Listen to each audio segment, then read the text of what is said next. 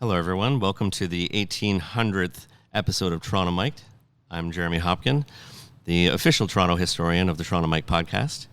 And today we're recording live from the billiard room at Casa Loma, which is an iconic landmark of Toronto. What up, Mike? I thought you'd have more energy. I'm so sorry. Give this man more coffee. I was on the spot, and yeah, I haven't had too much coffee yet. That's all right. You did me proud. Sorry, man. It's only episode 1800.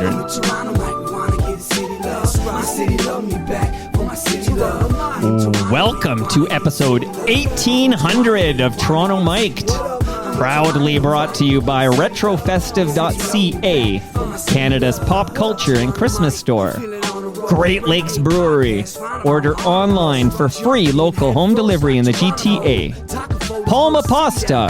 Enjoy the taste of fresh, homemade Italian pasta and entrees from Palma Pasta in Mississauga and Oakville.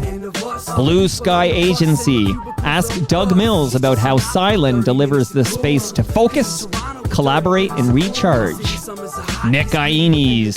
He's the host of Building Toronto Skyline and Building Success, two podcasts you ought to listen to. Kindling. Go to shopkindling.ca for free 1-hour cannabis delivery. Recyclemyelectronics.ca. Committing to our planet's future means properly recycling our electronics of the past. And Ridley Funeral Home. Pillars of the community since 1921. Today, returning to Toronto Mic'd for his quarterly. We're live, as Jeremy said. We're in the billiard room at Casa Loma. That's right. It's the official Toronto historian of the Toronto Mic'd podcast, Jeremy Hopkin. How you doing, J-Ho? Pretty good. Good morning, Mike. Let's set the table here, okay? So we are recording on November 17th, 2025. And then I'll tell you what I did, and then you'll tell me what you did. But I woke up, I got out of bed, I dragged a comb across. I never drag a comb across my head, okay? But got the 9-year-old up and at him, get her to the YMCA before school care.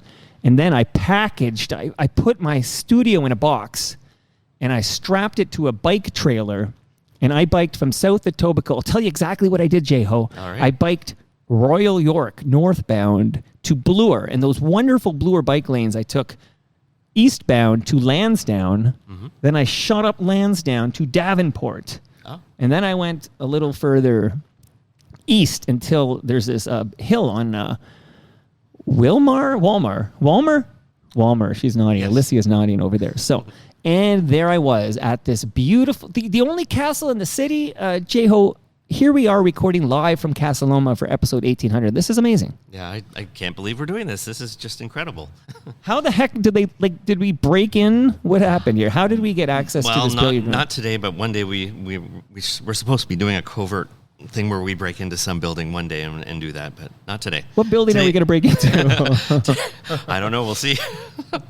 Would you do that? Because that's more exciting than this. We were allowed in. We'll do some guerrilla reporting. So let's give some love to, the good people who blessed this recording at Casa Loma. And there's a young lady next to you. I'm going to unmute her microphone, but introduce us to who is on your right. This is Alicia Majorano. Is that how you pronounce your name? Yes. I wasn't sure. But I met her actually at a car show through her sister, Celeste. Yes. And she is a member of the Oldies Car Club. So we do some of these shows, like the ones that you've been to in Leaside. Of course. The Viva Leaside. And met her through her. And she said, "You have to meet my sister. She's a curator at Casa Loma." And I went, "Oh my God, yes, I would love to." And so I met her at another show in Yorkville, and then we just kept in contact from there. And she invited me to a show that she had produced about the history of Henry Pellet with his electrical company background. And then I asked her this question: "Is it okay if we record Toronto Mike?" And she said, "What? Toronto what?" No, she didn't Googled. She Googled the show. I gave her links to your show and everything, and she said, "Well, Dwight Drummond did it, so he must be okay." She came back after a while, after talking to the Liberty Entertainment Group people, and next thing you know, we're here. Okay, so welcome to Toronto Mic'd, Alicia. Thank you. Thank you so much for having me, and we're so happy to have the podcast in at the castle. Incredible. So I like to do the behind the curtain stuff here. So your mic is open for you, and you're a softer speaking person, but right behind you is like where the hot air is blowing in here. So that's why when you're done talking, I'm going to mute you because that mic is I can hear the wind blowing through okay. it. But this is a castle. If you want, I could switch my mic with her. I No, can bring it over. Okay. It's the same mic. It's not the mic. All right. But Alessia, thank you for letting Toronto Mike record milestone episode 1800 in this wonderful building. How long have you worked in this building? Yeah, so I've been here for a total of almost 10 years now. I started as an intern, so I kind of worked my way up to the position of curator. I've been studying Sir Henry Pellet and the castle throughout my undergrad up until I got the job here at 2020. So she knows her stuff. Oh, we definitely. should keep her sitting there in case you want to unmute and get the... If you like to, she You got can. something to do for the next hour? She can Robert Lawson me the whole time.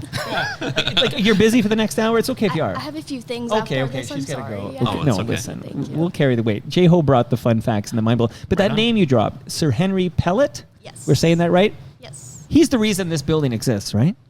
Yes, so he is the visionary behind it, and essentially he scoured Europe to find the inspiration for his beautiful castle. He built this as a monument to the city, to his ideas of what the city could be, and essentially he wanted the city to be a monument of innovation. So his house was built with all of the modern innovations, electric light at a time where gas lighting was predominant Right. in many homes, but not in all homes yet. So Only in Downton Abbey. right. Right. Okay, so this gentleman, Sir Henry Pellet, which we'll talk about in a moment when we let Alessia go do her work For sure. here. Is it his moose I'm looking at? So in this room, the billiard room, I've been staring at this moose. You see the moose here, right, J-Ho? Yes. Like, that moose has been here since he was living here? Not that particular moose. Oh, a different moose. We do know that he had a moose. We have historic photos of a moose up on that mantle. Oh, wow. Unfortunately, in 1924, when Sir Henry Pellet ran into some financial troubles, he unfortunately had to auction off the contents of his home. So a lot of He auctioned off the moose. yes, But you got a yes. replica moose where the Exactly. moose would have been. Yeah. And then I asked my first question, J-Ho, to Alessia when I got here setting up. I said, what's the moose's name? And you said there's no name for this moose, right? We don't know its Oh. name. So then I said, okay, well, that moose, I'm looking at this moose, I beautiful think I moose. know. I said, that moose, that's a sweetheart right there. I said, the name of this moose is Sweetheart Moose. And you like that, right? I love it. We're gonna So- keep calling him Good. that. So I named the moose Can in I the suggest billiard a name room. too? Yeah, go ahead. Moose Grumpy. Oh my God. I feel weak in the knees, J-Ho. Okay, Moose Grumpy is a beloved She's a friend of friend. Toronto Mike who we're going to see. So I'm going to invite you to something and then we're going to set you free here. But, But I like yours too. well, I don't know. We have to get Moose Grumpy's permission Oh, to okay. just name Okay. something after her. But Moose Grumpy and many other great FOTMs will be at my event, which is called TMLX 21. I wish it were taking place at Casa Loma, but it's at the next best thing, which is what I consider the Castle of Mississauga, which is Palma's Kitchen. Okay, so we're going to take over the second floor, Right on. and I'm just telling you, Alessia, if you came, you could bring your friends, your family, your neighbors, everybody who shows up at this thing. It's a live recording, just like this. J-Ho's going to be there. You going to wear the hat? Oh yeah, for sure. Oh my God! So I will for this one. J-Lo's going to be Whatever you wearing the want. suit. And that's all you need to know. That should be like a main attraction. But everyone who shows up is going to get free meal from Palma Pasta, free beer from Great Lakes Brewery, and there's a gift from Retro Festive. And I won't spoil the gift, but I know you would love this gift you're going to get from Retro Festive. So you should come. I'm serious. November Absolutely. 29th, noon to 3 p.m. I'd love to. Okay. Cool. That's Amazing. a commitment. Wow. Amazing. Okay, where's Great my to see you applause there. button here? We got a commitment. Okay, so we're gonna say thank you so much for letting us do this, and we'll probably have to come back for episode 1900. What do you think? I would love that if everything. Or maybe a different room. How many rooms? 98 total. So we can do 98 shows, A room each from a an different episode. room. Oh, Would you okay. think about that? And then at the end of it, like, oh, well, now we're in the washroom. We're in the bathroom here. We're Sir Henry We'll end up in Pellet. the tunnel and then maybe the stable. This is where he went. He showered or whatever. Okay. So thank you, Alessia, from Thank you, guys. Liberty Group, right? is there anything else that you'd want to say yeah. about, like, as far as being a curator at the museum? Are you here like 24 hours a day, or Do you live here? It feels like I do sometimes, but I love it, and that's why I keep coming back. This place is wonderful, and we're discovering new things about its history every day. We're really doing a lot of You just discovered the research. moose's name. Exactly, the massive historical discoveries. Like, do you ever like somebody go into one of these 98 rooms that we haven't been into in a while, and you say, "Oh, look, there's Sir Henry Pellet's razor. He forgot to pack that up when he left." We actually have found things in the walls. We found alcohol bottles from the workers that actually built the castle in the walls when we were doing repair Well, I have news work. for you, okay? Great Lakes was only formed in 1987. That Right. beer are the current workers hiding their you know, alcohol. you'd probably find a lot of razors in the wall too, because that's what they used to do with razors. Yeah. They'd have these little disposals, and you throw them into the wall. So a lot of times they open up walls of old buildings, and there's a pile of razors in there. Okay, see, I'm learning something here. So, thank you. Of course, thank you guys. And you so I'll much. hopefully catch you after this to thank you further, and then maybe we can access the other 97 rooms. Do you have much time do you have, Jeho? I've got all day if you want. Have you been in every room, Alessia? Yes. All 98 rooms. Yes, there's a few that are not open to the public. But you've been But inside. I've been inside the mall, kind of had Okay, to so of all the explore. 98 rooms, what is your favorite room? Oh, that's a tough one because it sometimes changes based on the mood. But right now, currently, the round room is one of my favorites. Okay, so we have one big question. Why aren't we recording in the round room?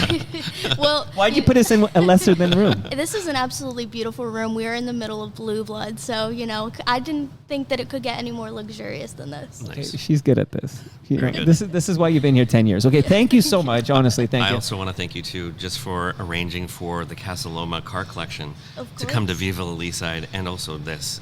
This is amazing. Thank you so much. Of course, thank you. We love to bring the collection to the community, and it was really important that we did bring them to Leaside. So, with that historical connection with Henry Pellet and Leaside. Amazing. Oh my God, we're going to talk Henry Pellet right now. So, sure. Alessia, thank you. But quick, do you know a gentleman named Midtown Gord? Midtown Do you ever see a guy with a big beard hiding in the bushes at night? No. I think that's Midtown Gord. I'm just letting you know he's harmless. Amazing. We think, Good right, to know. Jeho? Good to Oh know. yeah. He's harmless. But if you see He's a a guy good with guy. a big white beard, he's probably listening to Lee Aaron Oh, or yeah. something like that. He's harmless. He just likes to be around this wonderful, wonderful building. So if you hear "Still Got That Thing for You" coming Oh, yeah. down the hall, and it's a dark night, don't be scared. It's just Don't, yeah, Gord. it's just Midtown Gord. Call me and I'll talk him down, okay, if he gets excited here. We love Midtown Gord, but he used to work here, so he's got fond memories of the Casa Loma. fabulous. And I promised I'd shout him out. I just thought I'd let her Oh, for know. sure. Yeah, he was here with the Kiwanis Club for 15 years, I think he said. Wow. Long Yeah. time. Yeah, dedication. So I should have named the moose Midtown Gord. Yeah, that's Nice. more fitting for sure. No, Sweetheart Moose. Okay. Thank you, Alessia. We're Thank you so going to much. Thank you, kick it guys. off here. I'm going to now mute your mic just so you've been warned. You can stick around, of course, but the heat's blowing in there. So now you're muted. Okay. So, Jeho, stay on that mic there because I know I'm eating All right. it and you're a bit off there. And you can move it closer if you Okay, want. You're comfy? Am I not coming through too loud? Okay. There we go. I know. So, an observation. We're actually live because I got on the Casa Loma Wi-Fi. That's what Sir Henry Pellet installed back in. I think was he did that in revolu- 1911 or something. He installed the It was Wi-Fi here. revolutionary. He had Wi-Fi But- back then. So we're talking about Midtown Gord, and we're talking about all this stuff and the TMLX, and thank you. I just said thank you, even though she was, doing hand signals to me. Like, Oh, I said, yeah. why am I doing that for? But they're observing, of course. So Midtown Gord was 85 to 97. Okay, Oh, but wow. some say his ghost still haunts this place. I think it might. Sometimes I hear hands on. I heard it in the washroom when I was just when I got here, and I think that was the ghost of Midtown Gord. But Alessia was the observation by Al Grego is that she has no idea what we're talking about. Do you think she regrets her decision to open the doors of Casa Loma to us? No, I don't think so. No, she seemed genuinely happy that you're here, and I think when she found out who you were and what you were doing, and What did she think that when you're she on found out who I am? episode 1800, like that's. She said, "That's great quantity. Now, where's the quality?" That's a huge milestone, and there is quality. Did you listen to Mike Stafford and Supriya Dwivedi? I'm not sure. I 'Cause haven't the asked her great- that much. The great, have you? I haven't listened to that Okay, one. No. 'cause the great 1236 says it might be the best episode of all 1800. Oh my God, I'll have to listen to it then. Until this one. I recently listened to the one about 299 Queen West, the Oh, architect. that was the most recent one. Yeah, That was Friday. that was very interesting for me. And thank you so much for asking the question of I'm sorry, what's the gentleman's name again? Klein. His name Eric? is he's got a Les Klein. That's it, Les Klein. Sorry. Be Les Klein and more aggressive. What's going on here? Okay. So, again, This is incredible. Jeho, you and I were here in the morning of November 17th, and I'm looking at a sweetheart moose, and there's antlers on this thing. This looks like somebody killed some animals here. But where do we begin? Can we talk a bit more about this Sir Henry Pellet fellow? Yes, he was a financier, and he was basically born into a fairly wealthy family. His father and him eventually got into business together to become Pellet and Pellet. They had So creative. numerous investments in Canadian Pacific Railway, and eventually in airplanes even. One of the connections that Alicia was talking about was he was actually a heavy investor in the Canadian Airplanes Limited Company, which at the time he joined was Curtis Aviation of Canada. And they basically, during World War I, built all the training planes for the guys that were learning how to fly out of camps like Leaside. So there was a definite connection there. Also, him doing Pellet doing sham battles in Leaside. So Like, he must have made some coin. he definitely made coins. He was one of the first multi-millionaires He's got, like- in the area. He's got YYZ Gord kind of money. Yes, You know? tons of money. He could. He could have multiple Toms. He is a mover and a shaker. Yes. So 'cause the only reason we know he must have a lot of money, because at some point, and you'll tell me when, but I think it might be around like 1911 or so. Yes. Like, when does he have the idea, I'm going to build a house on a hill? Well, he actually had that idea very early on. He, as a young man, he was very involved in the military, wanted to, and also went on a travel of the world and saw all these castles across the world, and started dreaming about having his own, and eventually coming up with schemes of ways to get that money to buy that and make that happen. I will pepper you with ridiculous questions Yeah. along the way, but one is, so why were there no castles in Toronto? Like, we have such a European influence, and castles are a dime a dozen over there. Anyone who's taken a trip to Europe has seen castles. Well, here there was a lot more of a conservative angle on everything. It seems like when he did build this, a lot of people thought, well, that's the most gaudy thing in the world, and Sure. he's just showing off and that sort of Well, thing. it is. But It's very show-offy. He kind of wanted to show off, though. He said he was basically thinking, there's not a place like that in Toronto where we could host a king or a queen that would be Right. appropriate enough, and that sort of that and a few other things spurred him on to build this. Oh, very interesting. Now, some said at the time, some people in the early 1900s said that the Casa Loma, that house on the hill, this is the Cybertruck of homes in this city. A little bit, yeah. Some people, Like, I heard that. I read that. some people also found it fascinating, but yes, it's as far as architecture critics go, it was designed by E.J. Lennox, who also made Old City Hall and about 70 buildings around Toronto. He's very well known for that.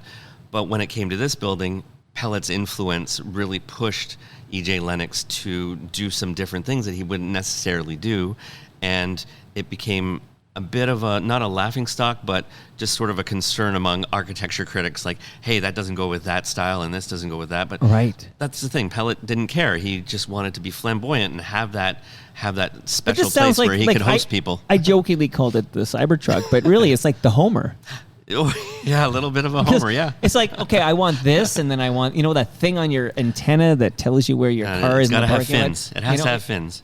Right, they all need that. So just to recap here, you got this rich guy who's kind of got I guess he's got high thoughts of himself, that he thinks, hey, I should live in a castle, even though we don't have castles in the city. Well, he wanted to live here, but he, from a lot of the accounts that I'm reading, he actually wanted this more of a show place eventually to be for the Queen's own rifles. But it was personal residence, right? The plan was, 98 rooms, he builds this thing, we're in it right now. Yep. It's where he's going to live. Oh, yeah, he lived here for approximately 10 years with his wife, and but eventually financial things would We're take him out of it, going yeah. to get into that, of course. Yeah. Hubris and all that. But yes, so he did want to live here, and he lived here for that many years, and had a life here. So okay, and you mentioned E.J. Lennox, and of course, anyone who listens to Jeremy Hopkin on Toronto Mike, EJ gets in there a lot. he gets in there a lot, but most recently, Old City Hall. That was, of course, as you mentioned, he was the architect behind Toronto's Old City Hall. Yes. And the building of this building we're in right now, Jeho, 1911 to 1914. Do you ever think, like, because, you pass by it on a bike or whatever, and you think, when was that built? Do you think most Torontonians would bet this was built well before 1911? Yes, they probably would, just because of the style of it. It does look like 1911. I think my grandparents were around. A medieval castle. This is very medieval styled, and they went to great lengths to actually bring stones here from Europe, bring craftsmen here from Europe to actually carve a lot of the wood that you see in this place. The oak room alone took about 3 years to carve, with 3 craftsmen working at it pretty regularly. I can't imagine what it cost to build this thing. Mm-hmm. Oh, yes. It was, I do have the numbers somewhere. It was 3.5 million. Yes. and do you know, with an inflation do I need to assign this to somebody in the live stream? Oh, I did an inflation calculator on this, but I forget what it was now. But it's like 20 million now, at least? Okay, well, I'm going to, a few fun facts, and then you're going to dive back into the history. But 64,700 square feet. Mm-hmm. That's the site of what was built as a personal residence, okay? Yes. Who does he think he is, Drake? Well, he was, with the Queen's own rifles, he was very much an entertainer. So he was the Drake of his time. He was a bit of a Drake, and he wanted everything to be on his property. So he hosted everyone from the military to... oh God!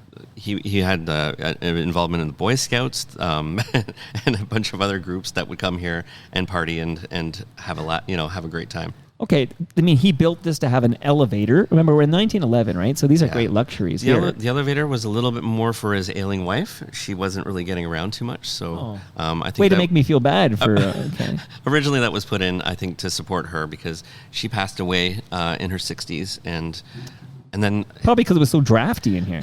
Maybe. Right? She got pneumonia. Yeah, and also it wasn't quite finished yet, too. He started running out of money and didn't really finish the 3rd floor. Didn't finish a lot of the things that were in here that he wanted to do, including a pool in one of the areas. So it was sort of a half-finished Xanadu on the hill. So the pool never got built? I don't believe it got built, no. Okay, what about I always read about the bowling lanes. Like, that never got built, right? I think the bowling lanes may have gotten built, but I'm not sure to what extent they were but built. If they were built, we'll see them, because after we record, we'll tell the listenership. We're going to record this. I haven't been here for very many years, so... But we're going to, I want to hit up as many of these 98 rooms as I can. We'll take some photos, and if there's a bowling, I want to bowl. Okay. Well, Nixon put the bowling alley at 1600 Pennsylvania Avenue, right? Oh, incredible. I'm sure. Has it been torn down yet? I'm sure the current guy. Wasn't in what's the the wing. most gaudy thing you can? Maybe he's got like a parking spot there for his Cybertruck. Oh, maybe. Jeez. Okay, a lot of Cybertruck jobs. Maybe because I saw one on my bike ride here. I saw a Cybertruck and it got me all riled up here. Okay. Wow. When you're on a bike, you don't want to see a Cybertruck beside you. For some reason, you just assume they're going to run you over. Well, they look very sharp, and they might cut you, too. And they don't look like they have good sight lines. Like, they don't look like they'll even... They don't care to see you. Otherwise, they wouldn't be driving that thing. I'm sure it has a lot of cameras in there that make up for that, possibly. I've never been in one. You have to rely on that tech to work. I don't like this at all. Okay, so this... also, World War I. We should shout out World War I. Mm-hmm. Okay, kind of interrupts things as he's, because we're building this thing's being built between 1911 and 1914. They had almost 300 people working on it.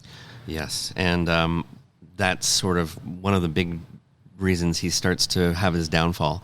He has a lot of investments in companies that the government eventually seizes to put towards war work, including the Canadian Airplanes Limited that came out of his hands. Also, he had a private hold on the electricity in the city. Led by Adam Beck, there was sort of a rebellion against him to wrestle that from his power and make power public and make Toronto Hydro public. So a lot of those things took a lot of money out of his hands. And and the upkeep on this place started to creep in, and eventually that led to bad things happening. So Adam Beck, yes, the quote I took from him is, hydro power, here's the quote, should be as free as air. Mm-hmm, mm-hmm. I like this guy's thoughts. It reminds me quite a bit of that movie Chinatown, because of... and we talked about The Shining earlier. Yes, and The Shining as well. Yeah. But in Chinatown, there's a lot of Jack Nicholson creeping in today. In Chinatown, you have the guy who's corrupt, and he's partnered with another gentleman who's rich who wants the power to be free. And it eventually leads to him getting killed because he goes against the plans of what the father of that of the lady in that wants to do. Right. So and that's why Snap wrote the song "I've Got the Power." Okay. Maybe not. I love that song. Okay, but also we should shout out Adam Beck. In addition to believing that hydro should be free as air. There's a nice statue of him on University Avenue too. That's who that is. Yeah. Honestly, Right by I know Queen. exactly what you're talking about, but I never knew who the heck that was. The public liked him so much for making power free and wrestling power from pellet and other people that he got a statue. Well, I like him too because he wanted to tax the rich. Okay, I like this idea. Yes. What if we tax the rich? At least appropriately tax them. That would Well, that would work at least. Even more so. Yeah. Right. Even more so. Okay. Because what happened was because he was into heavier taxation on the rich, Casa Loma's property taxes. So this is still, I guess, when Sir Henry Pellet is living here. Obviously, Yes. It went from it was $600 a year, and then all of a sudden it ballooned to 1,000 English pounds a year. Oh, wow. And I don't know what the conversion was then, but that's like at least more than double, I would Yes, guess. definitely. So- way more than double. He can't afford to keep up this monstrosity he built. Yeah. It consumed tons of coal a day to keep it heated, and the electricity and just electricity was cheaper at the time, but just everything, just the upkeep. It started to force him to actually start little auctions even before he was out of here of some of the artworks and things he'd collected. And moose heads. And moose heads as well. But we don't drink moose head on this show. We drink Great Lakes. That's true. Okay. GLD. So if you're following along at home, you got although I need to open his books. How did he get that rich? Because he's a rifleman and Well, yeah, he started with he was born in Kingston, Yeah. a very military town. Started with the Queen's Own Rifles as a rifleman. Yeah, that doesn't make you rich. And was semi a reservist, but that was sort of more of his passion. It wasn't really like a what hobby. made him money. He was a financier and also basically got into a little bit of everything, spreading money around. He was also very involved with the Home Bank of Canada. He had a lot of some friends in there. And because we're talking if it's $3.5 million to build your home in 1911, yes. because that's a lot of money today, J-Ho. Oh, for sure. He started investing in some risky things that made him a lot of money in the end. He really banked on the Canadian Pacific Railway, being able to bring immigrants to investments. places. He did a lot of smart investments, but that also led to a downfall in his investments. Those ones that did make him a lot of money then, when the war came around, they turned on him. And so he started to try to get into real estate and a few other failed ventures, but nothing would keep it up. So eventually he and his wife moved to their summer home and stayed there for a while. But he kept trying to make a go of this place, and he started a consortium and tried to start getting this made as a hotel and make some money off of it that So way. he would So it would own this support as a itself. luxury hotel. So he would own it as a luxury hotel, and that plan didn't work. So eventually some American consortiums came into the picture, and they started to try to make a go of this as a hotel as well in the 1920s. But a little thing came along, the Great Depression, and just dashed those plans completely. And your suit is from this era. It's not from the era, but I basically custom made this. Well, I mean, it's meant to be a replica from the era. It's meant to be a replica of that hotel heyday, I guess, the 1920s. Okay. And so wear the boater hat and all that. Okay, so we have a Pellet no longer able to afford many a Torontonian, I think, can relate to this on a smaller scale, right? Oh, I can relate to it right now. Yeah, like can I afford to live in this home that I own? Like I think a lot of Torontonians, particularly now with, have you seen the price of bread and milk? Oh, yes. It's just, me too. Meat has gone up a lot. Oh. Speaking of the moose up there. Okay, well, have you ever had moose meat? I have had a little bit. My grandfather used to hunt up on Manitoulin Island, and one day he broke it out and said, "Here it is." And we tried it. It was very gamey. And I think we found some buckshot along the way too in the meat. But but when you're shooting on Manitoulin Island, make sure you don't hit Steve Paikin. No, Okay. He's up there too. Yeah, He's there quite a bit, Oh, especially wow. in the summer. He's there quite a bit, and just be careful. Just maybe say something like "Oski wee wee," and then if he sort of responds, you'll Yeah. know. Okay, that's not a moose. That's Steve Paikin. Okay. Okay. All right. So Pellet can't afford his own home. Yes. And what a home. We're going to get into this in a moment here. And you're going to drop fun facts and mind blows as they hit your head, For right? sure, Because one yes. fun fact we didn't drop yet is, do you know what Casa Loma means?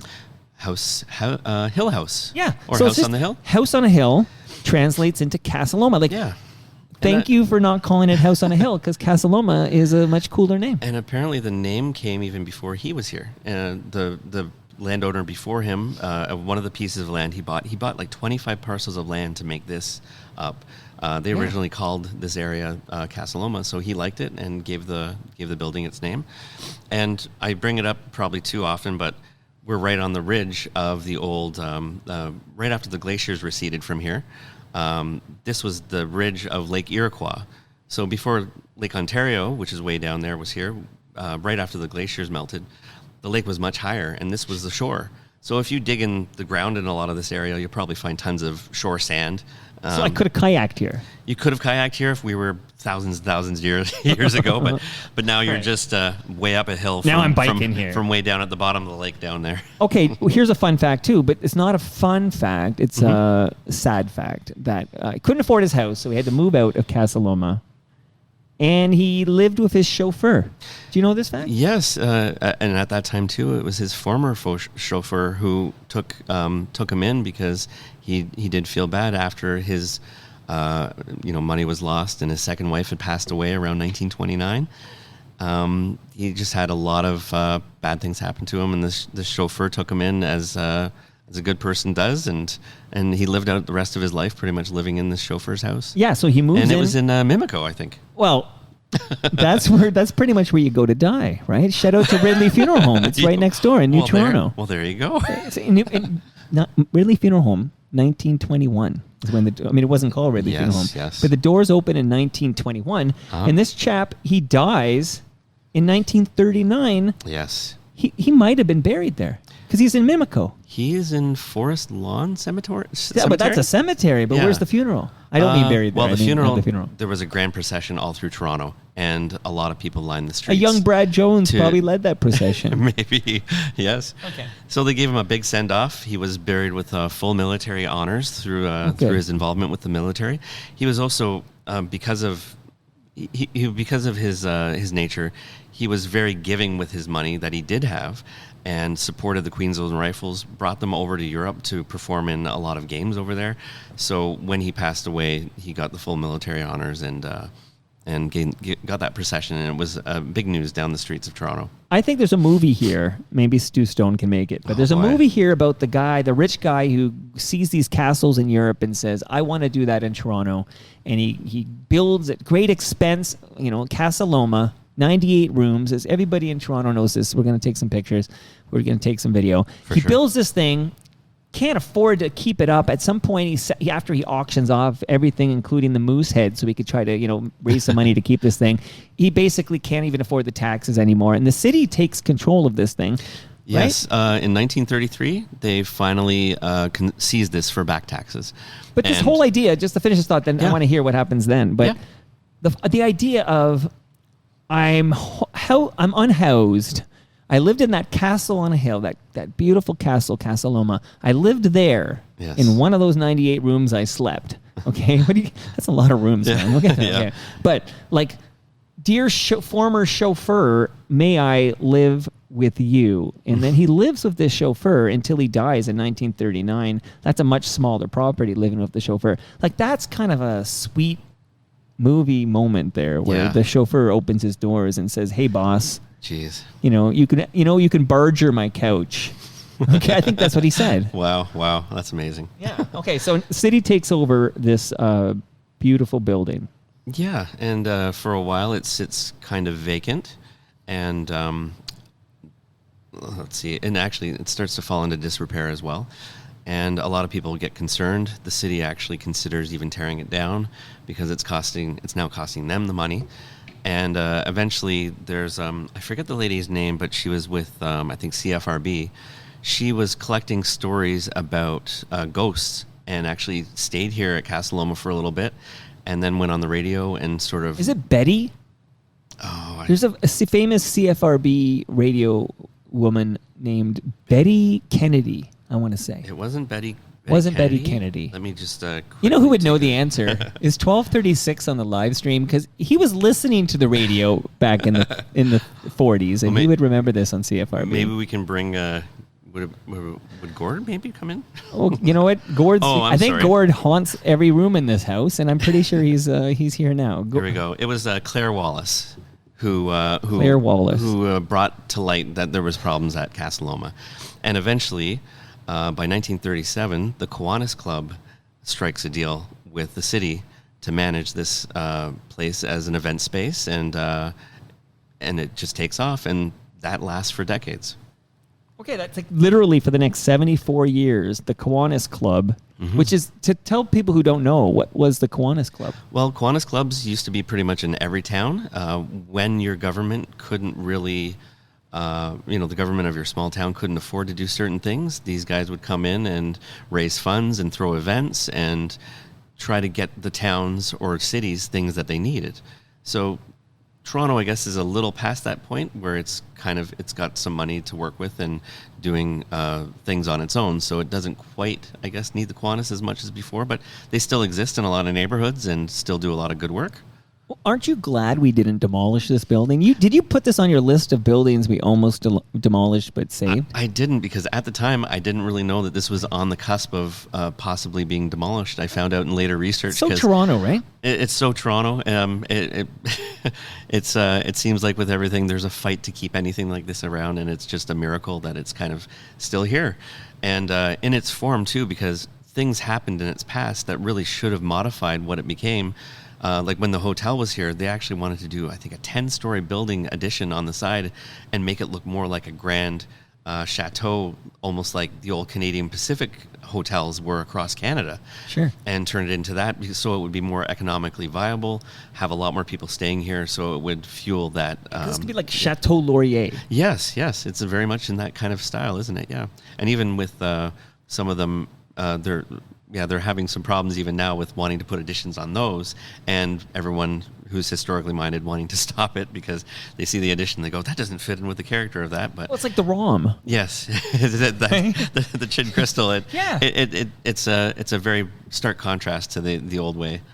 But there's not a lot of people doing this kind of work here anymore, so it takes some very specialized tools to even maintain this kind of a building.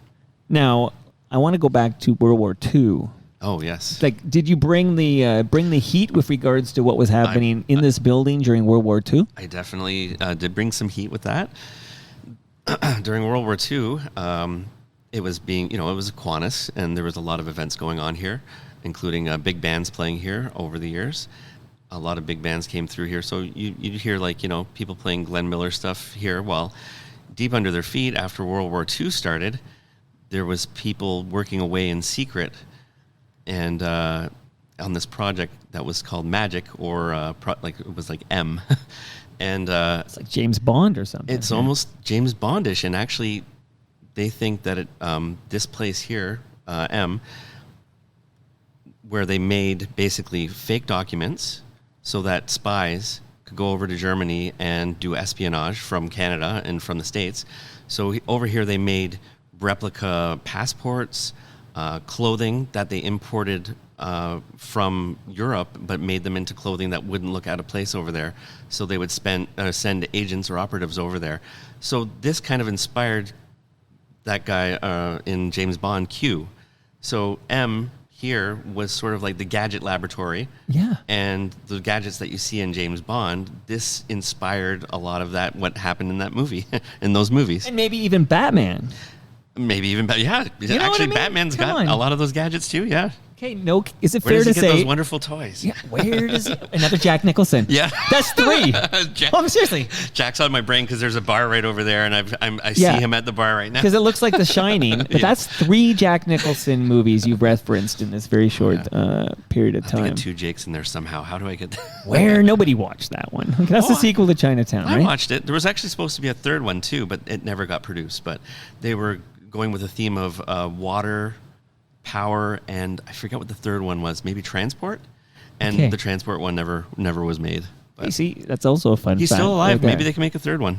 Well, I saw him at that. They telecast the 50th anniversary of Saturday Night Live. He was in attendance. Oh, so that's the last time I saw him. I don't know if he's still going to Laker games or not. I don't know. And maybe I'm not sure. Where does he get that movie? Okay, we're similar vintage. Oh, I've for got sure. a few on you, but summer of '89, right? the promotion, I'm sorry, so I'm doing math in my head. I guess I'm 15, but the promotion behind Batman, the 1989 Tim Burton movie with Jack Nicholson as the Joker. Honestly, it worked so well on me. Like, it was like, this is the most important thing in the history of mankind. Same here. That back then I didn't really have money to buy videos, and I bugged my parents so much to get one. It was like the movie you had to go see. It was very, I guess, revolutionary with superhero movies, because there wasn't really many made because they didn't have the budget to make it look let's good. think about it. There was Howard the Duck. No, he's a comic book movie, I suppose. But you're right. There weren't. Is there Dark Man? There was Dark Man, which actually had filming here in Casa Loma. There's some scenes in Dark Man that were filmed. Oh my goodness, that was unrehearsed, everybody. But we're gonna have more moments like that. So I'm gonna basically set you free in a moment to go nuts. We're almost done here.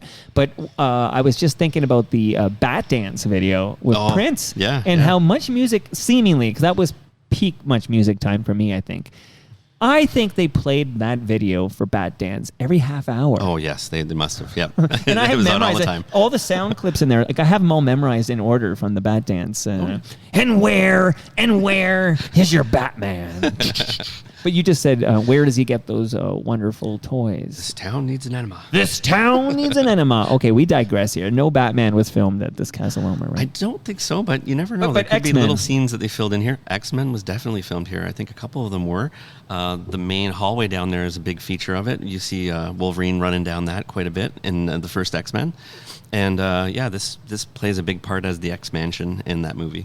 I feel like we talked they're, about that in one of our old episodes. So I want to let the listenership know, J-Ho, who I met at a TMLX event at Palma's Kitchen. Yeah, for sure. Like, this guy in a weird suit and a hat comes on the mic, because that's the thing. I don't know if I was clear about this off the top with Alicia, but it's optional. But if you do attend TMLX 21, you are invited to pop on a mic and say hello, or we can catch up, see who you are, like, let's get to know you a bit. And you popped on the mic, we got to know you. Next thing you know it, you're in my basement for an episode of Toronto Mic. Then I'm like, why don't you come over every quarter? And that's been going super well. Like, I've learned so much from these deep dives. We did Sunnyside. Yeah. We did Old City Hall. Yep. We did buildings that should have been destroyed but weren't. We did buildings that were destroyed but shouldn't have been. Like, we've been doing that, and it's exciting that here we are for milestone 1800, doing a deep dive into the history of Casa Loma. I'm still in disbelief that I'm doing this with you, but it's just so cool. Thank you so much. Let me pinch you. Let me pinch you. Oh, shout out to Bare Naked Ladies. Pinch me. But now, the bar's been raised. Like, I don't know if I want to do a episode of J-Ho in the basement studio. Like, I'm going to be like, where do we go next? I don't know. One thing I was thinking of, since Old City Hall is sort of up for having different things happening at it, maybe we could get in there. Okay. I'll poke around and ask Olivia Chow and some people and see. And if anybody, let's do it. And let's make Olivia an FOTM. She's been holding out. But let us open this up to listenership. If you have an idea for where you want us to record the next J-Ho episode, so that'll be, if my math is correct, it'll be sometime between like January and March 2026. Mike at torontomike.com. Just send me a note and say, hey, why don't you guys do this or that? Or maybe you are, somebody, or you're responsible for a historic building in Toronto that would open their doors. I kind of like the idea of Masonic Temple. Oh, that would be amazing. Yes, for sure. As you know, yes. I have moderated a panel discussion in the Red Room. And, this new fad I was reading about in the Star is everybody and their grandmother is getting red light therapy. Have you heard this?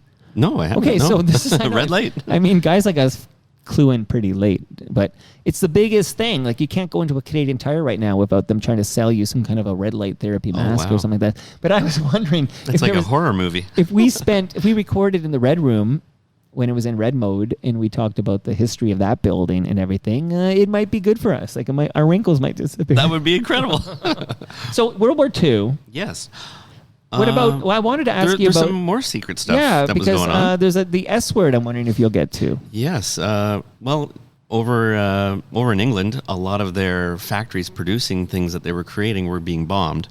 So Canada was a safe haven for a lot of people, a lot of operations, and one of the things they brought here was sonar. And what was it actually called? There's a name or an anagram for it, ASDIC. And it was used for detecting German U-boats. This and radar. Radar was heavily developed here in it was like Scarborough, Leaside, and in secret during World War II. And the one that was being developed here, it was all being done as people partied here. They didn't shut the place down. They had it down in the tunnels and over in the stables just over there through the window. They were developing... Wait, there's tunnels? I feel like we haven't really discussed these tunnels. There is one tunnel. There's an 800-foot tunnel that goes from Casa Loma under Walmer Road to the stables that are over there, and also the it's called the Hunting Lodge. That's actually the house where Henry Pellet and his wife lived while they were building Casa Loma. E.J. Lennox built that in the stables kind of first, I believe, and then this came afterwards. You know, are we able to access these tunnels, or is that out of bounds? I don't believe it's out of bounds. They usually have a lot of these things Would that accessible now tunnel that get me never to New used to be. Toronto? Like, can I No, buy no, that won't go that far. my personal tunnel from Casa Loma to the TMDS That would be studio so here? cool. So we're basically here in the stables here, at least a facility for the production of sonar. Yes, yeah. They created it over here, did testing over here and in different places in Toronto, and then brought it over to Europe to fight the good fight and, help defeat the Axis powers over there. You want a fun fact of how they kept this a secret at the Casa Loma? Do you know how they kept it a secret? I do know, but if you want to drop that fun fact, go ahead. I don't know. People want to hear it in your voice, I feel. You're the authority. They did it in a very technological way by putting a sign up saying that there was repairs going on. So, okay, remember when somebody broke into, was it 10 Downing Street? Whatever, not 10 Downing Street. Where Sussex Drive? Oh, yeah. I'm trying to remember, where did our PM, they doesn't live there anymore. I guess they have some repairs to do or something like that. Uh-huh. But do you remember when somebody broke in and the way that Eileen Chrétien thwarted this potential assassination attempt was to lock the door or something? Then she just locked the door. Oh, really? Or did she have I the don't Kentucky remember. Fried Chicken knife or something?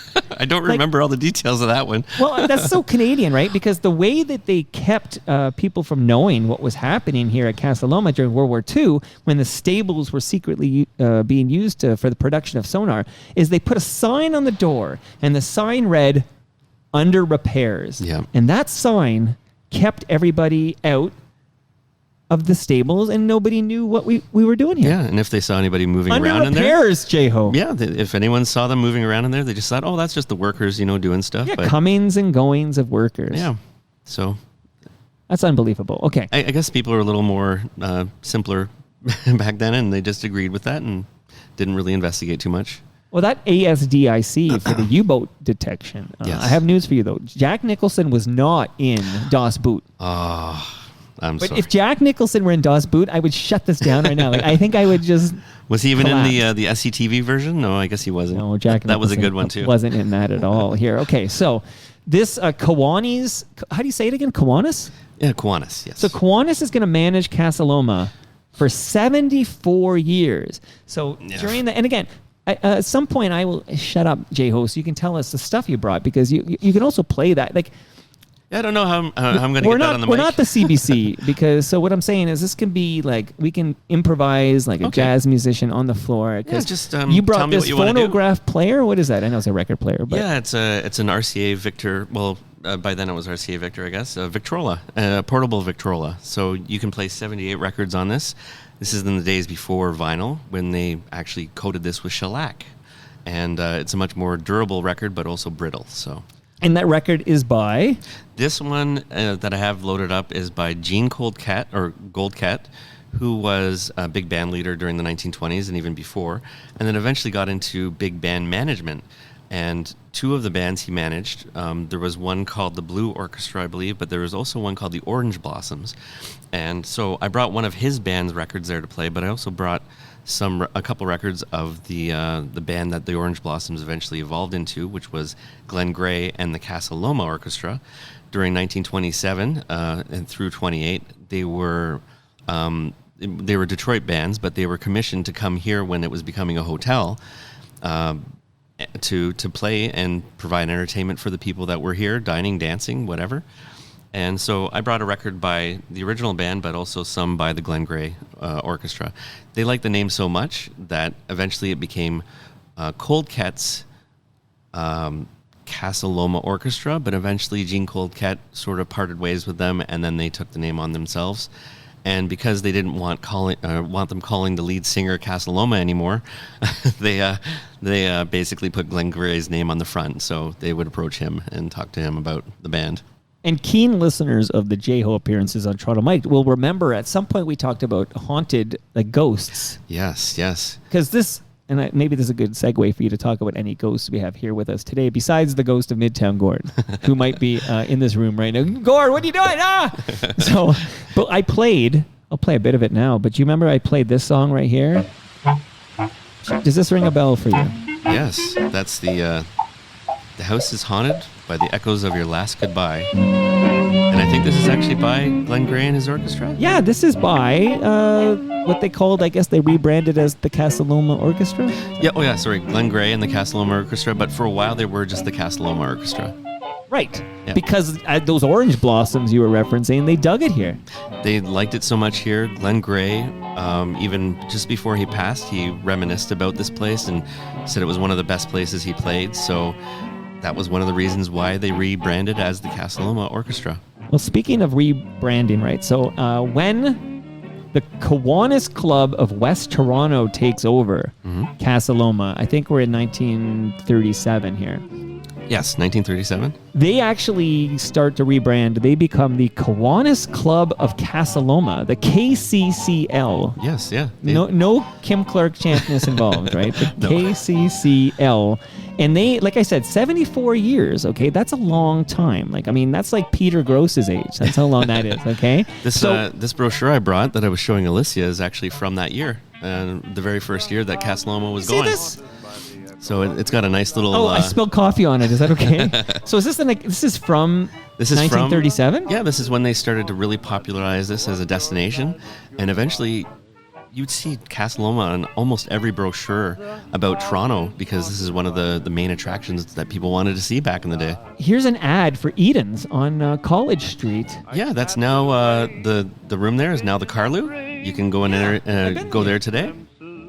This is incredible that you are doing this. I want to give kudos to you, J-Hope, that you are actively archiving this city's history, and I appreciate what you're doing, man. Thank you so much. I love to have some of the original pieces that I can consult, and I'm actually going to scan a bunch of these things I brought today and send it to Alicia because she hasn't seen a couple of these. Our mayor was W.M.D. Robbins. And it says, greetings from the city of Toronto. We join in extending a very cordial welcome to all visitors to Casa Loma, Canada's famous castle, which intrigues everyone by its old world grandeur and medieval atmosphere. May your stay in Toronto be a most enjoyable one, and on your return home, may your minds be happy in the thought that by your visit to Casa Loma, you have contributed somewhat to helping to restore to normal health and activity many of the underprivileged, crippled children of this city, whose interest and welfare is the sole reason for this interesting venture by the Kiwanis Club of West Toronto. So I mentioned that Kiwanis Club of West Toronto rebranded into the Kiwanis Club of Casa Loma and operates this, this castle we're in right now, J-Ho, for 74 years. That brings us to 2011, which, if I'm correct, was like a couple of years ago. Not very long ago at all. Wait, to be. You're telling me 2011 was not a couple of years To ago? my kids, that's ancient history, though. Okay, I actually had a couple of kids in 2011, but it seems like it was only yesterday. But my point is that KCCL management of Casa Loma takes us to fairly recent history. Yes, and Midtown Gord's time here too. He was here for about 15 years doing that. And then, but yeah, by that time, the city of Toronto takes hold of it again. I'm not sure why, but they wanted to, I guess, go with different management. So eventually, they strike a contract up with Liberty Group, the Liberty Entertainment Group. They have a number of... 2014. 2014, yeah. So there's about 3 years there where they were sort of up in the air what they were going to do. But Liberty Group is pretty well known. They have the Liberty Grand Building downtown and a bunch of other venues now. But the Liberty Grand Building is in the old government's building down at the CNE. And the Liberty Group, that's where Alicia works for the Liberty Group. They spent in pretty, I was going to say modern money, but I feel like $7.4 million in 2014 would be a lot more today. Doesn't it feel like 2014, the inflation since 2014, it's like when we used to talk about what things cost in the 1910s or something, and we're like, oh, we have to consider the inflation. Yes. It just feels like it would be dramatically more today. It is dramatically more today. I would agree with you. But they spent $7.4 million to upgrade Casa Loma Yes. and to pretty much how we see it today, right? Yes, and a lot of the upgrades that they have done, anywhere that they did have to change something historic, they actually archived a lot of those materials so they can put them back at any time when they want to. And a lot of the modifications that were done, they're reversible and they don't really impact the heritage of the place. Okay. So, do you want to? I don't want to leave any mind blows and fun facts about the history of this building on the cutting room floor here. Like, if there is any, now's a good time, and then maybe we talk about like what it looks like today. Here we are in the building, and you and I are just gonna I just think we're gonna. What's that scene from The Simpsons when Mr. Burns and Smithers, they just run in a mansion. They just run from room to room or whatever. I feel like we're just gonna run rampant in this old castle. But I think we should. It's gonna be fun. I'm playing a song called Smoke Rings. It is by the aforementioned Glenn Gray and the Casa Loma Orchestra. Nice. Gets us in the mood here.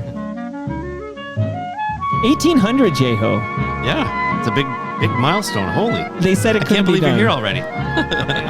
You know what's funny to me? Like, so I'm leaning in on the fact this is our 1800th celebration live from Casa Loma, but we would have done this if it was 1801 or 1799. You know what I mean? Like, it's just a wild happenstance. It turned into 1800. I think so. It's just things just lined up, and getting into the 1800s, you kind of think 19th century, and yeah. Well, this is also when I was looking in. Okay, what year does Sir Henry Pellet build this thing?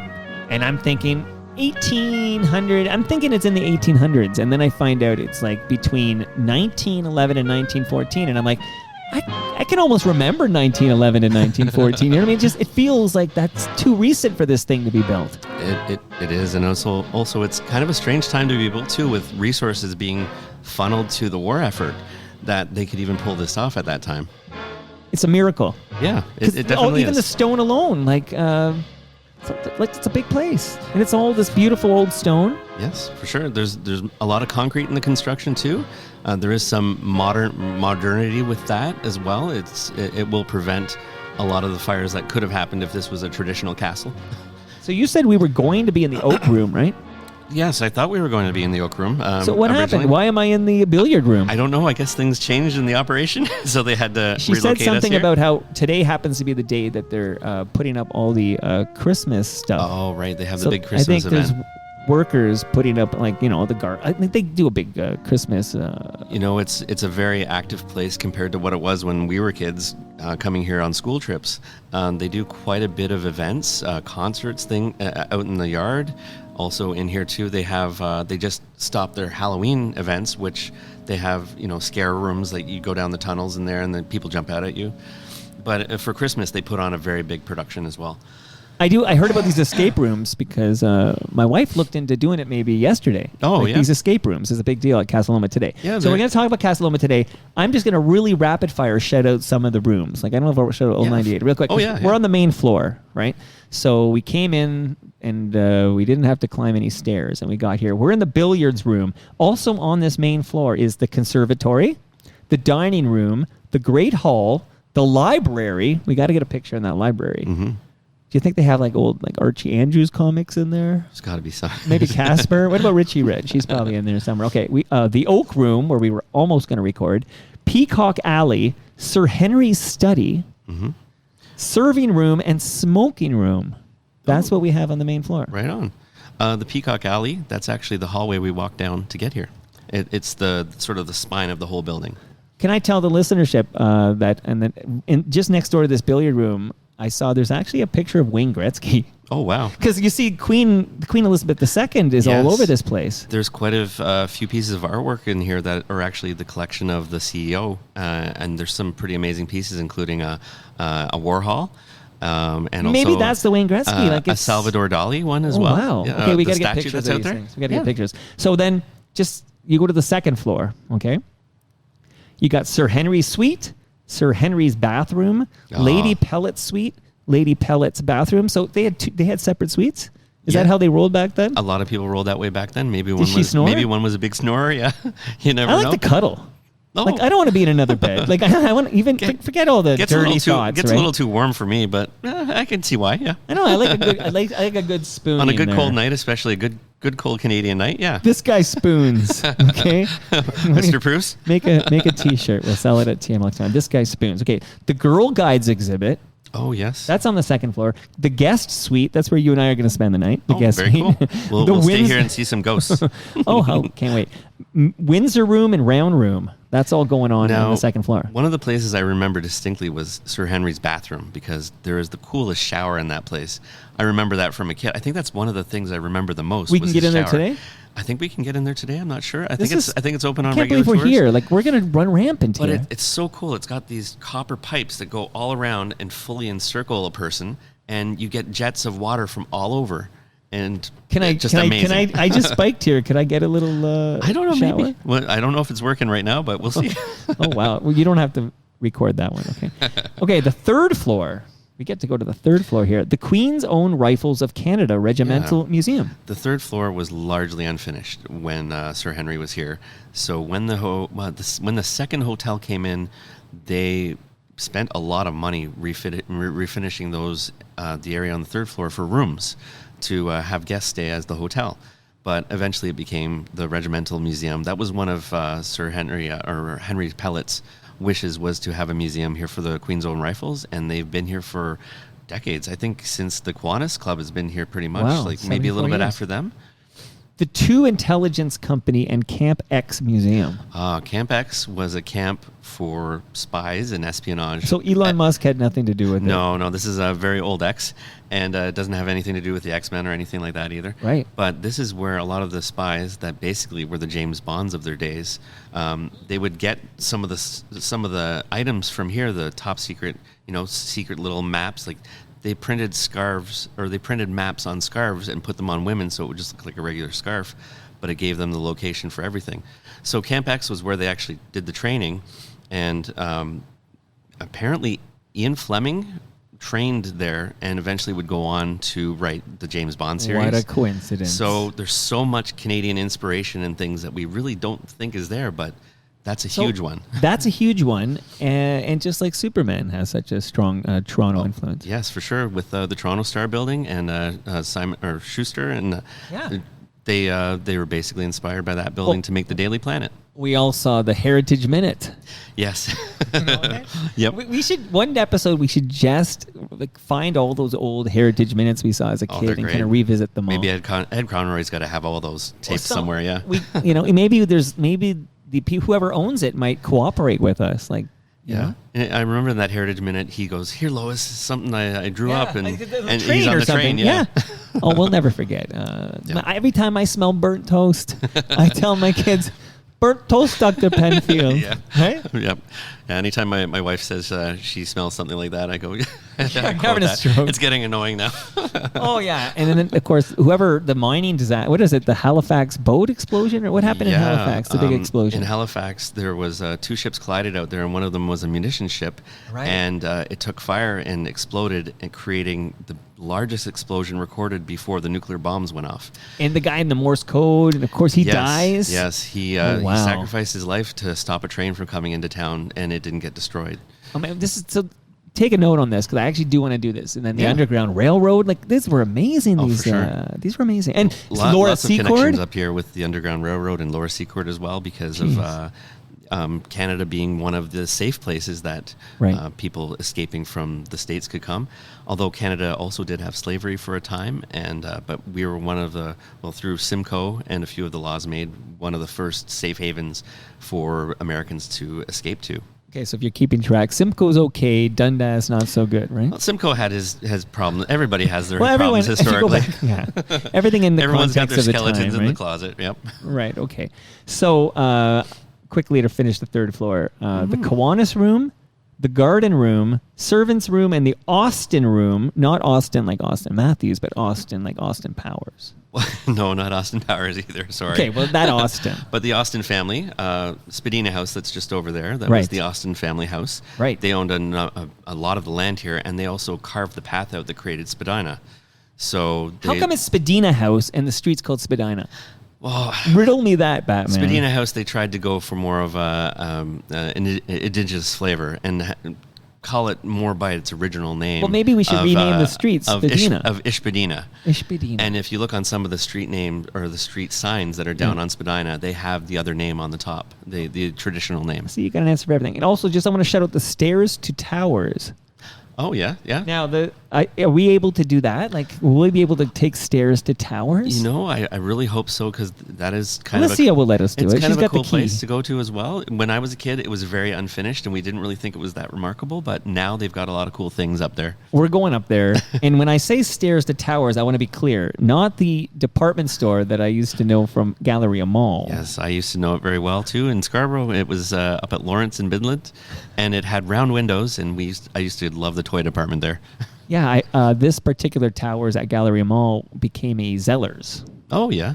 That's kind of a good I think fit a lot of tellers became Zellers. because the towers became Zellers. the color scheme translated pretty easy. They had red as well, or sort of an Absolutely. orangey red. By the way, there's a basement here. You know how Pee-wee was embarrassed, absolutely embarrassed when he asked to go to the basement of the Alamo. Yep. And they were mean. They laughed at Pee-wee. Jan Hooks just laughs at him like she She- doesn't even care. Right, Jan Hooks, exactly. The late great. And remember, that movie was directed by the same guy who directed The Batman from 1989, Tim Burton. Tim Burton, yes. So Probably there same is no music, too. basement at the Alamo, but there is a basement at Casa Loma. There is. There definitely is. And Here's what's there's down there, okay? Been here from the beginning. Okay, so obviously, I just learned, I confirmed, the bowling lane and the shooting range were never completed. Oh, okay. No okay. bowling. We aren't going to be bowling today. Oh, it's too bad. And, Apparently they did finish a wine cellar, though, and a few years ago when Yeah. they were doing renovations here, they found it and they Yeah. brought it back. Yeah, so there is a wine cellar in the basement. Good call, J-Ho. There's a gift shop, of course, because you got to exit through the gift shop. I think that's an important note. Castle Cafe, because it was going to be a gymnasium, but they didn't complete that either. So a lot of the basement never done. So the swimming pool never finished. By the way, never completed the swimming pool. Bowling lanes never completed. Shooting range never completed. The gymnasium never completed. But they Yeah. do have a wine cellar, and they have a tunnel to the hunting lodge and stables down there. I guess at least you could, since you didn't have all those amenities yet, he could just have a drink and pine away about it. Okay, I'm going to visit the live stream. I didn't know we'd be able to live stream this remote, but we got a Wi-Fi password, and here we are. Amazing. I didn't know up until now either, and I'm sorry to everybody that wanted to jump on the live stream today. Well, I want to say hello to Al, we've already brought in a comment from Al. Al points out that Scott Pilgrim. Yes, they had a big fight scene out front of Casa Loma here, and Scott Pilgrim kind of gets sent down the stairs and skateboards down the railing, right? Absolutely. Midtown Gord, by the way, who had to go to work, but does say that if you go to the gift shop and cafeteria, that's where the bowling alley was supposed to be. But we just learned that. So that's kind of cool. amazing. So the inflation calculator, Canada Kev is on the live stream. He did the math for us. So that thanks, 3.5 Kev. million in 1914 would be about $95 million today. Wow. That's amazing. Yeah, they were getting bread really cheap back then. Yes. But, all relative. So thank you, Canada Kev, for That doing the was- inflation calculator. That was before sliced bread, too, I think, popularized. Oh, Casa Loma, biggest thing since sliced bread. I Yeah. think that was the original slogan to come check this place out here. I want to say hello to who else is on this live stream? Hey Ref is here. Hello to Hey Ref. And Ref. of course, Mike is here. Mike, is always good to see you here. Moose Grumpy is here. She says maybe we should name this Moose Head Dawn, D-A-W-N. Oh, okay. You can figure out why. Dawn. You had to crack yes, that. There you yes. go. Apparently, on her birth certificate, it does not say Moose Grumpy. Well, that's a sweet name, too. Well, maybe we'll talk to her about this at TMLX 21 here. WBN 1000 is here. Good to see everybody on the live stream. Here's a question from Canada Kev. You ready? Okay. By the way, try. and Al says we should do a live recording from the Horseshoe Tavern. Oh, that would be incredible, yes. We talk about the history of the Horseshoe Tavern. They might be actually up for that. I Yeah, if you buy a beer, they'll give you. Yeah, of course. I love that. The checkerboard one of the floors. bartenders there is very big in the rockabilly scene and a few retro scenes and stuff. You know and what? he's kind of a staple there. Maybe he'd be up for That's it. a great suggestion, Al. So keep them coming there. But Canada Kev said, did the neighbor Spadina house have anything to do with Casa Loma? You just explained that.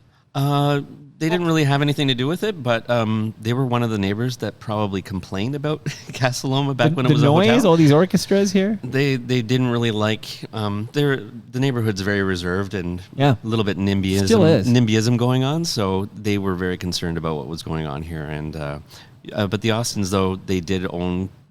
I guess we're one of the earliest people owning the land here, and they're just right next door. But, And we should point out the address for Casa Loma is 1 Austin Terrace. Yes. There you go. Definitely. And I don't even know, like I always assume everybody knows where Casa Loma is, but maybe some people don't, or they're not from Toronto. Who am I, right? So we should point out maybe where we are, like relative. Like, so I mentioned my bike ride here. I took Davenport. Yeah. So how would you describe this geographical locale? I guess we're right. Ignore that ring there. Who's that? It's Sir Henry Pellet's on the phone. You know what? It's Dave Charles. I got to phone him back. But Dave Charles. That reminds me, I got to mute mine. Well, no, it's I'm a terrible host. Go ahead. Sorry. Oh, it's okay. Basically, if you're in downtown Toronto and you go to Spadina, take that straight north, and you will run into a hill, and that's where Casa Loma is. And it's just above DuPont, I guess. And Yeah, well, DuPont is south of Davenport. Yeah. So it's Davenport. Oh, yeah. But then, Oh, yeah, sorry, So Davenport, then if you yes. go the neighborhood north, I get so the Ds mixed so you up. got your is trying to get I'm trying because yesterday I happened to be in Forest Hill yesterday coincidentally, and that's like north of this Casa Loma neighborhood. You go north and you're in like Forest Hill. oh, right.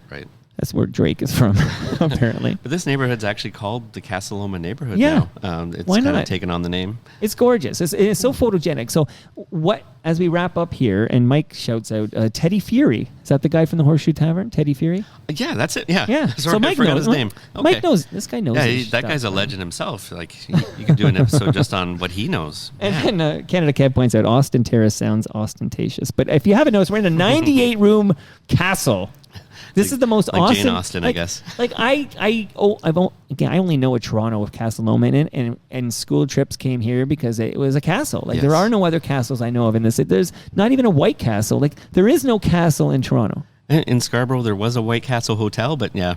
There's no castle. I'm sorry, castle, I can't though. think of one, and I've lived here a long And I guess time. technically a lot of people, historians will yell about this. This is not a castle. Okay, This why is- isn't it a castle? This is a residence. You're a It's- historian. Oh, because he lived here? It was just, this is just a big house, they basically say. But it's sort of, Does castle need like an army of some sort, or maybe it needs royalty to actually live in it to be classified as a castle. I'm not sure what the definition really is about a castle, but it is Toronto's castle at least. I mean, this is one of our main big attractions, I guess, Absolutely. So as far as architecture goes. do you want to, Jeremy, just because before we say goodbye, I'll shout out some partners real quick. Yeah. But I almost feel like if you could just take some time to talk about just what you see in this room.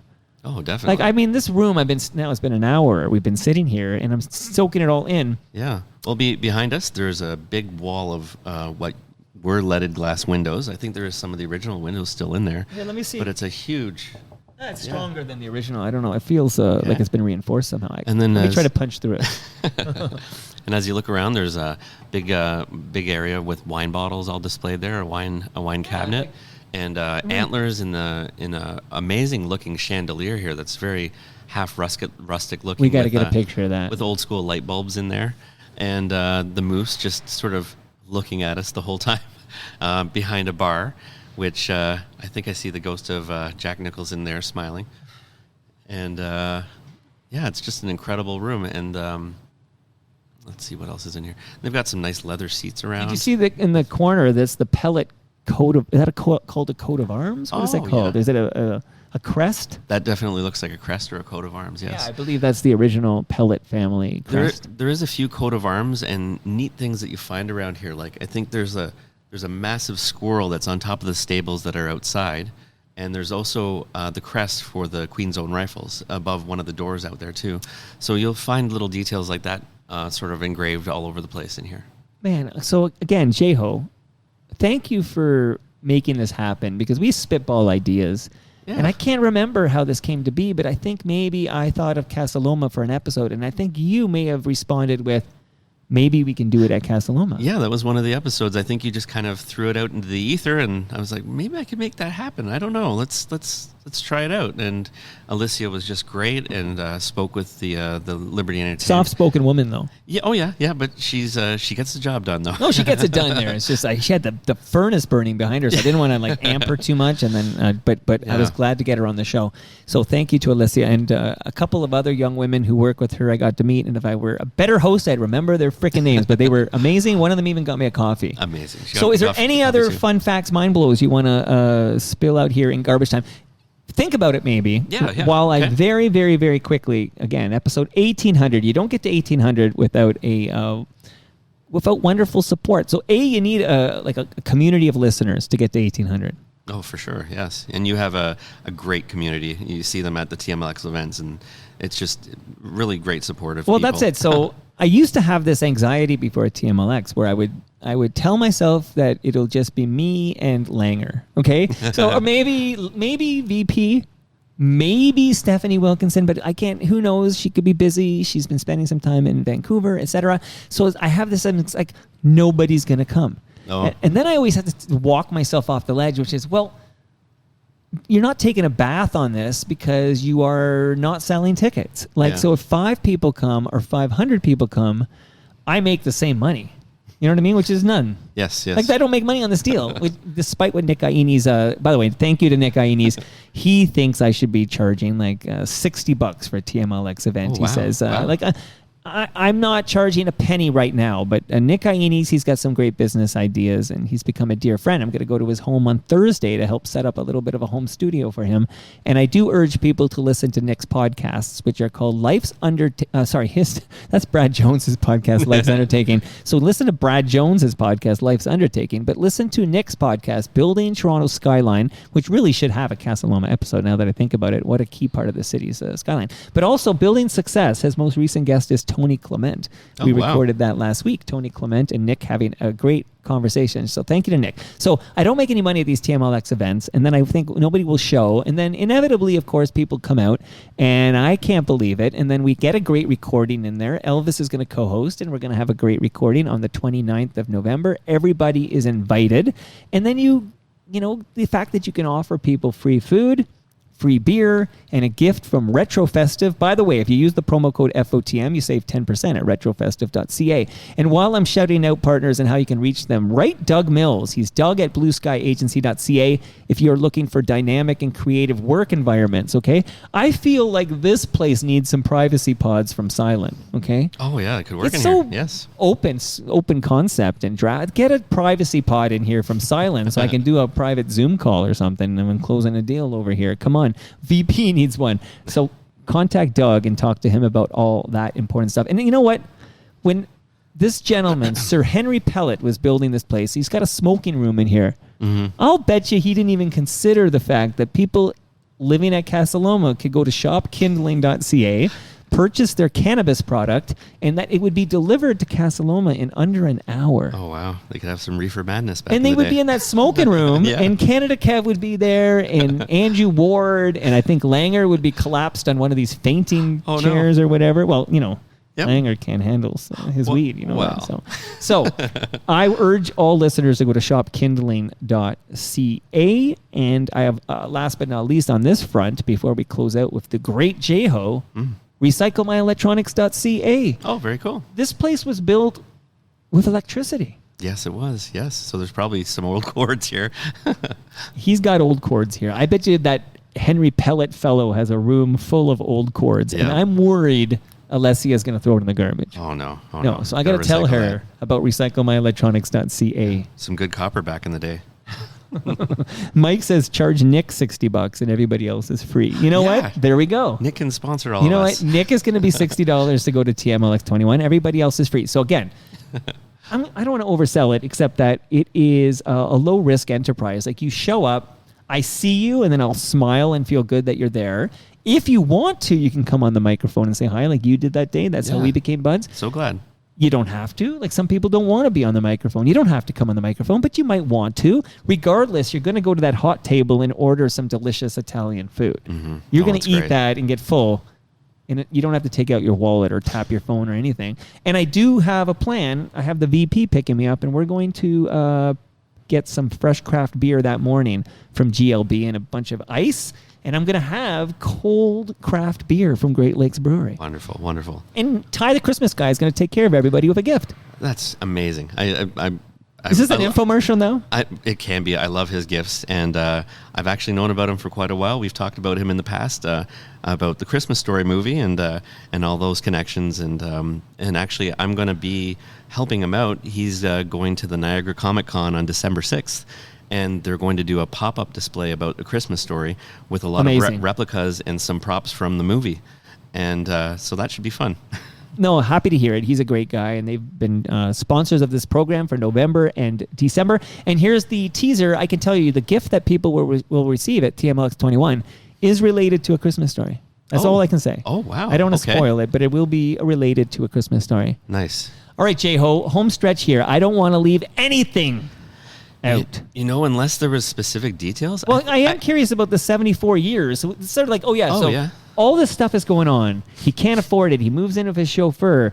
The city takes over because of back taxes, whatever, this, that, the other. All this is going on. Suddenly the Kiwanis Club steps in to kind of like save this place. Mm-hmm. And then 74 years later, right? We're in 2011. So in that 74 years, this is simply a buy a ticket and tour it as a tourist attraction? Buy a ticket as a tourist attraction, but they also had quite a few events here. Oh, sure. Themed events, like they would have a Christmas themed event every year. Right. And have like sort of like what they're doing now with the Christmas event that they're currently setting up, and invite people and do fundraising for people in need.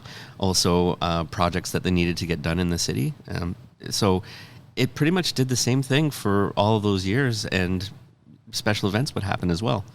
And today, it is a tourist attraction. People, as we are in this. Oh, yeah. This room, which is also a restaurant. I don't know if we mentioned that, but we're in the billiard room, but there's no billiard table in the billiard room that I can see. But it is a fancy restaurant. It looks super fancy in here, and people later tonight will come here and dine. Yeah, Blue Blood Restaurant operates nightly, and once we get out of here, it'll start up again, and they do, you can come in this as a museum during the day and look at a lot of these rooms. But yeah, during night and during special events, some things are closed off. But there's a general admission where you can go in the third floor. You get admission to the Queen's Own Rifles Museum. You also get admission to any special exhibits that they're having here, like the ones that they set up in the stables. And also, there's been some ones here where they paid tribute to some of the movies that they had here. And did we miss shouting out some of these big movies that filmed here? I feel like this is a good chance to jump. We talked about X-Men. We talked about Darkman. and Scott Pilgrim. Scott Pilgrim. And boy, what hasn't shot here? It's almost like every movie that comes to Toronto, they have some kind of a movie that they want to put in here. But yeah, we haven't shouted out some of them. I've got a couple. Here, while you dig that up, I took a 3-second clip from a movie. Let's see if you can name that movie. Let's see how good you are at this. All right. So, ready? Name this movie. Bye-bye, boys! Have fun storming the castle! What movie is that from? Oh, boy. Is that Strange Brew? No, good guess. So that was Billy Crystal and Carol Kane. Oh, yeah. And they're wearing makeup to look very old. And I have a mug on the TMDS studio table. There's a mug for a wrestler I liked growing up who is amazing in this movie. Oh, my God. I can't remember it. I see them in my head. Okay, and I can't I'll help you out here. Is it Ready? Scrooge? No. The Princess Bride. Oh, sorry. That's a scene. I haven't seen that in a long time. So one more time, since I cut it out. Bye-bye, boys! Have fun storming the castle! I remember now. Yep. So here, taking us home here. Today, there's an escape room here. I mentioned what's going on right now is you can literally, people are coming in here, buying a ticket and touring this place. Yes. We're not part of the tour. They roped us off, but we should have been part of this tour. That would have been fun. We could have been waving to tourists. People could be coming through. We're like, yeah, this is the billiard. I almost called it the billboard room, the billiard room. And this is Jeremy Hopkin. I'm Toronto Mike, and we're recording episode 1800 of Toronto Mike, the podcast. Right on. That'd be cool. We could have done a live audience in here. They could have sat around and watched. Well, these are all future endeavors. Yeah. We could have a TMLX event here. That would be incredible. Catered by Palma Pasta with the beer from Great Lakes, and that would be something. I will definitely ask Alicia if any of this is a possibility in the future. Well, then and if you're talking to Alicia, let's get Casa Loma as a Yeah. sponsor of Toronto Mike. That's what and I was just where saying. you were going to say that. I was. Okay. You know what? You're the new VP of sales. Okay. Are you ready for that? So this was amazing. Thank you so much. I mean, geez. And for all Yeah. the Robert Lawsons out there, I'm sorry if I missed any little details that you wanted, but I guess I could name off some of the movies that were filmed here. yeah. Well, Strange Brew, this was Elsinore Brewery. This was the top of it. I don't know if it was just matte painting or they actually filmed here, but Amazing. This was a good chunk I of love the that Elsinore movie. Brewery. There's also Cocktail, filmed a lot of scenes in here. Chicago, The Tuxedo, Right, Chicago, the musical, right. Hannibal, Hannibal. The Handmaid's Tale films here regularly. There's also Billy Madison. Quite a few of the scenes were filmed here too. Billy Madison. Billy Madison is the one with Norm Macdonald's Adam in that. Sandler. Yeah, but and Norm Macdonald. Norm I'm trying to remember. He's in that one, right? He's in that one. Yes. Norm Macdonald is in Billy Madison. Yeah. Oh, okay. Yep. I can see him in the swimming pool. Remember? Yes, he's one of the buddies, right? Yeah. Yep. Exactly. So shout out to the late great Norm Macdonald. Okay, sorry. More movies? Oh no, that was it. But pretty much everything's had a little bit part at least in here. So the song I was playing before this brand new outro by Rob Bruce. Nice. I think it's the third time maybe I've played it. It's fresh. It came during Toast last week. So there's new Easter eggs you can enjoy. You can even, I'll keep your mic open if you want to respond to Easter eggs. Sweet, But the yeah. other song I was playing just before I faded into this one is Girl of My Dreams, again, by Glenn Gray and the Casa Loma Orchestra. Oh, nice. And J-Ho, as far as I'm concerned, I don't say this to many people. I'm going to say it to you right now. You're the girl of my dreams. Oh, thank you, Mike. I'm blushing now. We'll see if you can name all the Easter eggs at the end of this thing. But I want to thank everybody for listening. Episode 1800. I really hope I get a good turnout for TMLX 21. It might just be Langer and I. There's going to be a lot of beer for us. I think you will. You might have to turn people away, Mike. Okay. That's my dream come true. Oh, Nick. Sorry, Nick. We're full. It's my dream come true. Well, thank you so much, Mike. This has been a lot of fun. Well, thanks for making this happen. This doesn't happen without J-Ho. Amazing. More than just a handsome man in a nice hat. The photo we take for this episode has to be epic. We're gonna try. We'll make it epic. And that brings us to the end of our 1,800th show. 1,800. Amazing. Go to torontomike.com for all your Toronto Mike needs, and much love to all who made this possible. That's Retro Festive, Great Lakes Brewery, Palma Pasta, Nick Iones, Kindling, go to shopkindling.ca, recyclemyelectronics.ca, Blue Sky Agency, and Ridley Funeral Home. I'm vamping a little bit because, J-Ho, Yeah. there's going to be new Easter eggs at the end of this, and you, as the official historian of the Toronto Mike podcast, we're going to hear if you know what songs Rob Bruce has put into the mix of this new extra. All right. Subdivisions. Some Rush.